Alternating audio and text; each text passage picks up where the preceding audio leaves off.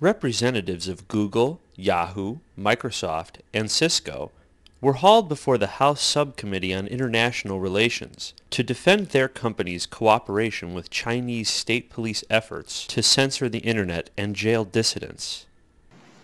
As we meet today, Chinese citizens who had the courage to speak their minds on the Internet are in the Chinese Gulag because Yahoo chose to reveal their identities to the Chinese government. It is beyond comprehension that an American company would play the role of willing accomplice in the Chinese suppression apparatus. My message to these companies today is simple. Your abhorrent activities in China are a disgrace. I simply do not understand how your corporate leadership sleeps at night. Our own Roger Simon sat down with Congressman Lantos to discuss this important topic. You were pretty tough on the representative of Yahoo, who I think was... I was just candid. They thought I was tough. I wasn't tough at all. I was just candid. They may have felt that I was tough.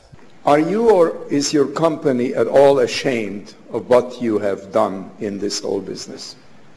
As to Yahoo, sir, we are very distressed by the consequences of having to comply with Chinese law. I spoke in my testimony that we condemn the persecution of any person for exercising the right to free expression.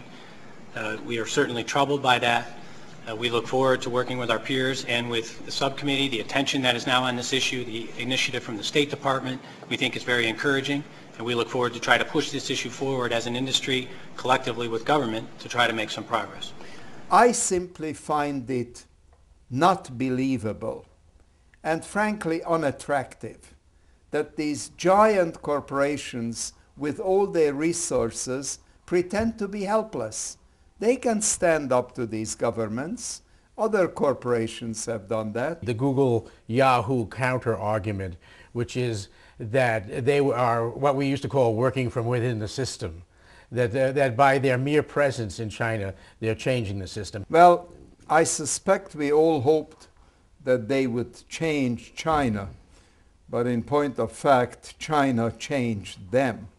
I asked them, for instance, what would you say in the case of a country which discriminates against women? If you operate in a country which discriminates against women, like Saudi Arabia, for instance,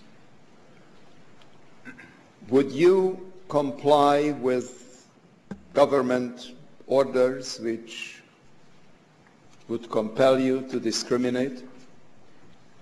Well, I don't know what is meant by discrimination. I'm not trying to parse legalistically. I think you are the only human being in the room who doesn't know what the word discrimination Well, it means different things in different countries, and there are different standards in France, in the United Kingdom, here, as well as in Saudi Arabia. These enterprises, which have grown so powerful, so wealthy, so full of themselves, apparently have very little social conscience.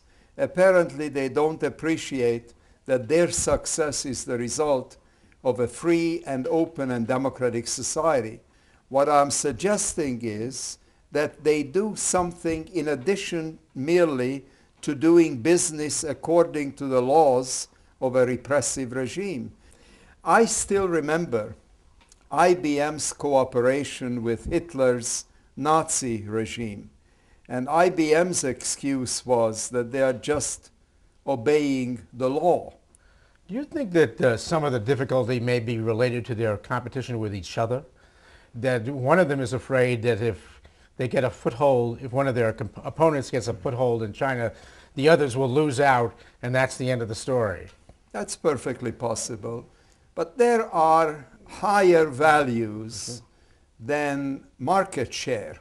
Market share is not the ultimate value for which people have laid down their lives. And I think that this hearing was a highly useful pedagogic exercise for these corporate giants who hopefully now understand that there is more to this than getting 10 million more customers, but caving in on fundamental principles of the freedom of information. Thank you. It's a pleasure.